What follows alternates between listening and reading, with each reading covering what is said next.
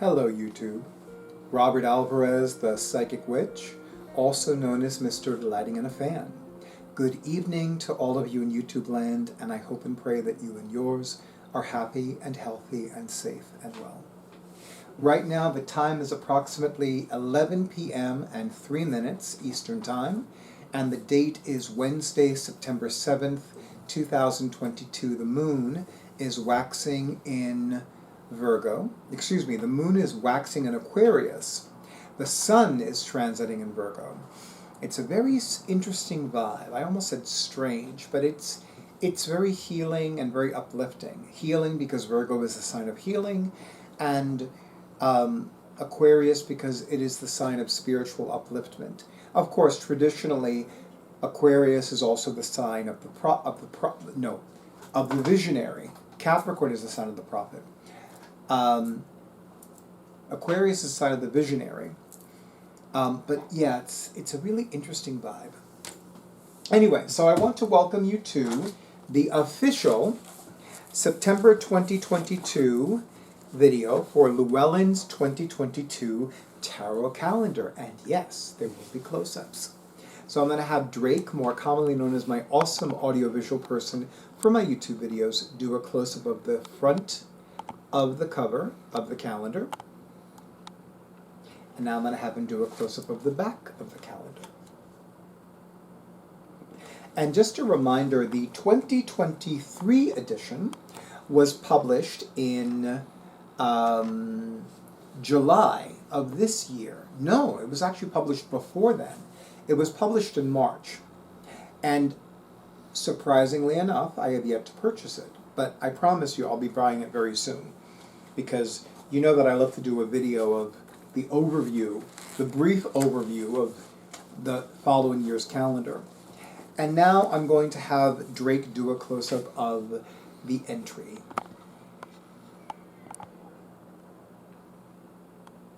So, we have the focus on the Six of Pentacles from the Fairy Wheel Tarot. I actually looked for this on Llewellyn's website. I might need to look for it again because I was really drawn to this deck. I will look for it again. The symbol is of the gnome carrying a pentacle. Yes, I see it now. If Drake, if you could so kindly do a close-up of this part. That's the gnome carrying the pentacle. And two articles, Secret Weapon and Giving and Receiving. I'm intrigued by both of them. Okay, so, Six of Pentacles. This is, of course, written by the Barbara Moore. This version of the Six of Pentacles is more about creating community, abundance, by working together. Let me reread that. This version of the Six of Pentacles is more about creating community abundance by working together. When we employ our skills and apply our resources wisely, we can benefit the greater good. Indeed. And I've seen a few communities in New York City and in New Jersey that have been doing just that, and it really does make a difference. Okay. I want to talk a little bit about the Six of Pentacles and give you some of my insights. Interestingly enough, I am actually not remembering any of my intuitive insights about the Six of Pentacles, but I definitely remember what my personal psychic advisor, Roger Pratt, first taught me about the Six of Pentacles, and that is that in a more traditional tarot deck, such as the Rider-Waite-Smith, the individual giving out coins symbolizes giving medicine to the people. And that's not a coincidence because remember, traditionally, pentacles, the suit of pentacles, relate to both financial matters and physical health matters. So, said another way, pentacles in the tarot represent financial health matters and represent physical health matters. And a lot of medications are small and round, or rather round, not unlike pentacles. Symbol. Speaking of which, the gnome carrying the pentacle. The Six of Pentacles suggests that getting the resources you need is possible, but they won't just drop it in your lap. Effort on your part is required to find the materials and take the appropriate action to acquire them.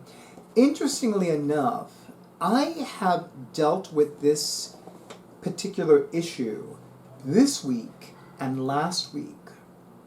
And it was interesting because I did need to do something because the resource did not drop in my lap. I would have preferred that. I would have loved that. But it did require me reaching out to somebody and saying, hey, I just want to let you know this. And it did work well both times. So, asking for what I want is definitely something that I need to remember to do a lot. Okay, now I'm going to read Secret Weapon next because I am beyond intrigued by this article.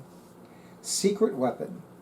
The Six of Pentacles usually indicates a material need that can only be met by approaching someone or an organization for help. You can do all you can to improve your chances by understanding the motivation of the person making the decision. Kings represent authority over community resources. And more traditionally speaking, kings represent individuals who own or control an asset. It's one of the few things that I remember from a bookkeeping class that I took years ago, and that is that an asset is something that is owned or controlled of financial value. So cash, equipment, property, etc. Find out which is metaphorically in charge by shuffling all 4 kings and drawing 1. Now you can tailor your request for maximum impact. The suit shows what motivates the king, allowing you to use the most effective tactic. The King of Wands, if somebody really wants to get a hold of me, they're going to need to wait until later. The King of Wands will be most impressed with passion and action plans and is deterred by indecision. King of Cups is moved by an emotional appeal and resists purely practical ideas. King of Swords wants to see facts. Just the facts, ma'am. Remember that from Dragnet? Or was it, nothing was Dragnet. Those of you that remember that which show was Just the Facts, ma'am, let me know in the comments. Yes. So, yes. King of Swords wants to see facts and a logical plan and will be annoyed by sentiment.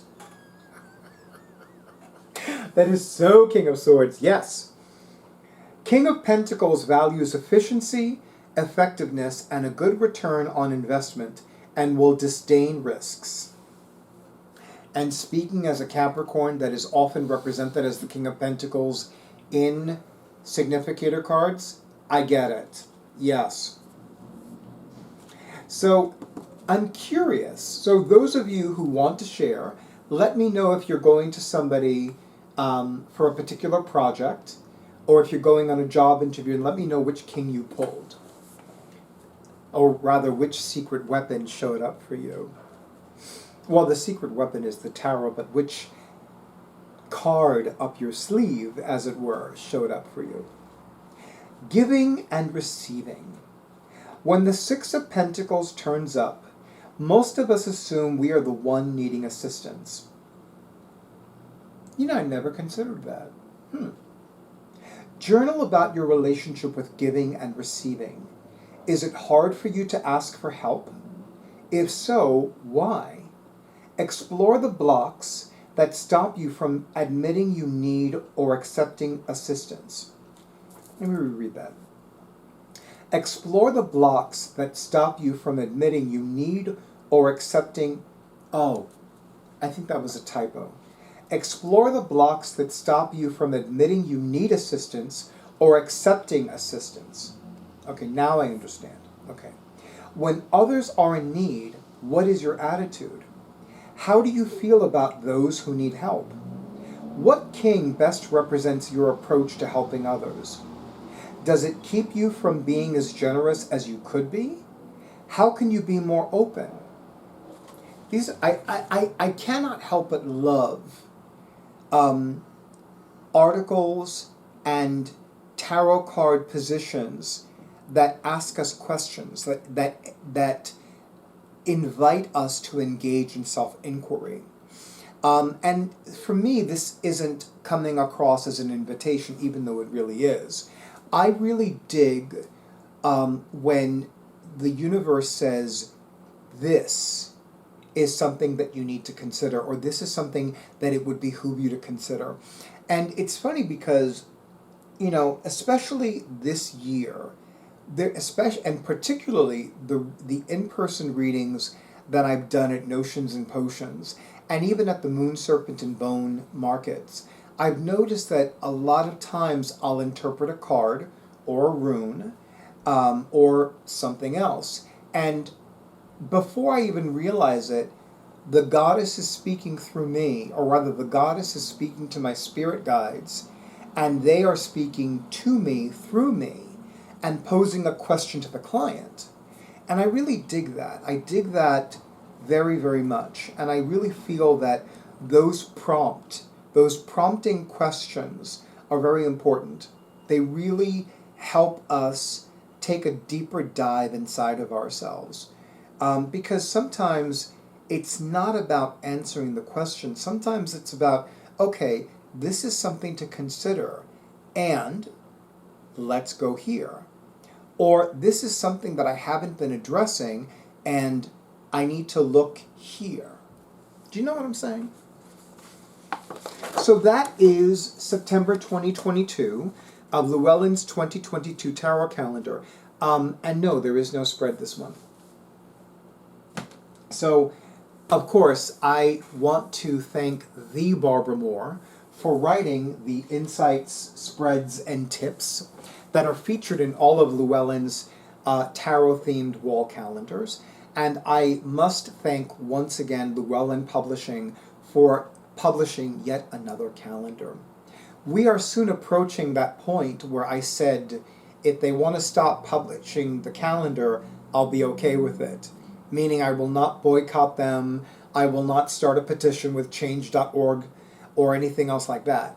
But I will not deny that the fact that they continue publishing the calendar makes me immensely happy. It really does. It's a beautiful calendar, and it is such an appropriate gift for anybody who loves the tarot, who's in lust with the tarot, who is learning the tarot, who teaches the tarot, who offers tarot professionally.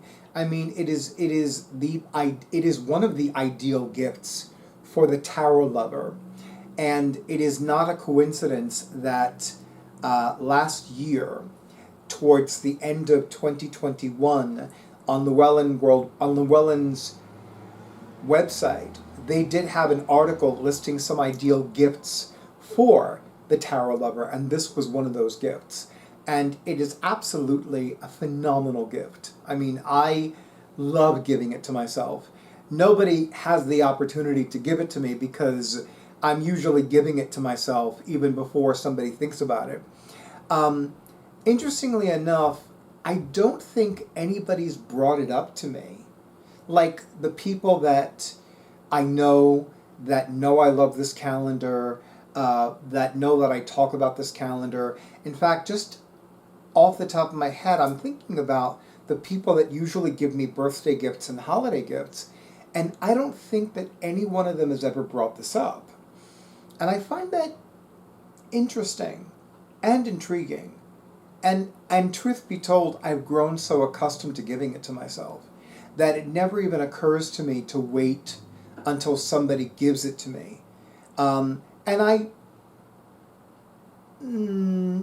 do have an issue waiting for somebody to give it to me. Because what if they don't give it to me? Or what if they've waited too long and the place where they were going to buy it from me sold out? You know, I still remember going to a metaphysical store in Manhattan, and Namaste is the name of the bookshop. And I remember I had gone to the Barnes & Noble bookseller store in Union Square in the East Village to buy the very first calendar, the very first Llewellyn's tarot-themed wall calendar, and they couldn't find it, and they didn't have it. I remember it was both. They couldn't find it, and they didn't have it.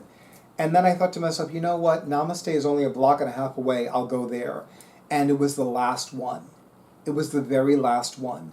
And ever since then, I'm like, you know what? I'm not going to buy it in a store anymore, because some stores have it and some stores don't. Some stores carry it and some stores don't. And if I want to guarantee that I get a copy, I order it directly from Llewellyn Publications. And I do that because, to be perfectly blunt, I definitely want to make sure that I buy it from an independent publishing house.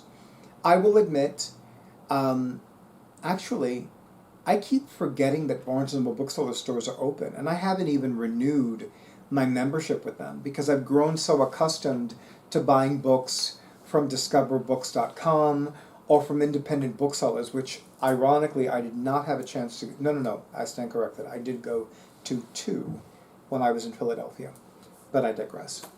So I want to thank the Barbara Moore for writing the Insight Spreads and Tips, yet again, for a new calendar. And of course I want to thank Llewellyn Publications for publishing yet another calendar. And I promise you, by the time this video has been uploaded, I will have already purchased the Llewellyn's 2023 Tarot Calendar, because that is a must, especially since we're getting close to the time period where calendars are like being bought up the yin-yang. And of course, I want to thank all of you in YouTube land for honoring who I am and what I do, and for honoring Drake, more commonly known as my awesome audiovisual person for my YouTube videos, and everything he does as well. Thank you so much for all the likes, for all the comments, for all the shares, and for all the subscriptions to my YouTube channel. And of course, an extra beautiful thank you to all of you who have scheduled your sessions, including the 2 of you who are going to have a reading with me at Notions and Potions on Friday, September 16th, 2022, and the individual to whom I have the honor and pleasure of conducting a phone reading on Sunday, September 11th, 2022 at 12 p.m. Eastern Time. And to all of you who have scheduled your sessions, and I don't know that yet, and of course to all of you who have bought me a coffee. I wish all of you a beautiful night, a wonderful week, an incredibly healing and empowering and spiritually soulifying full moon weekend, and of course stay tuned for the next video.